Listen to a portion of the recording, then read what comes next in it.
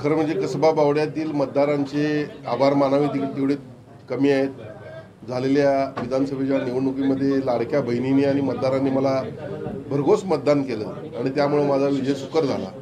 आणि त्याचबरोबर कसबा बावड्यातील राजाराम बंधारा पुलाचा विषय, कसबा बावड्याच्या पाण्याच्या टाकीचा विषय, पाणी पुरवठ्याचा विषय, त्याचबरोबर प्राथमिक सोयी सुविधा की ज्या गेल्या काही दिवसांमध्ये हे प्रश्न प्रलंबित आहेत, या संदर्भात संपूर्ण संबंधित अधिकाऱ्यांची बैठक या ठिकाणी आज आयोजित करण्यात आली होती।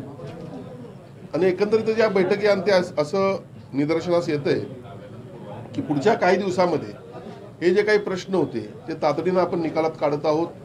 पाणी पुरवठा 15 दिवसात पुन्हा सुरू होईल असं अधिकाऱ्यांनी या ठिकाणी सांगितलं आहे।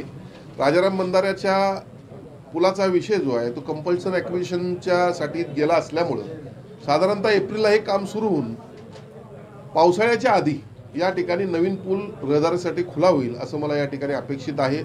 उपनगरांचा विकास, पानंदेंचा विकास आणि त्याचबरोबर एसटीपी प्लॅन्टमधून पाणी जे नदीला सोडलं जातं हे पाणी शेतकऱ्यांना मिळावं यासाठी देखील या बैठकीमध्ये चर्चा झाली।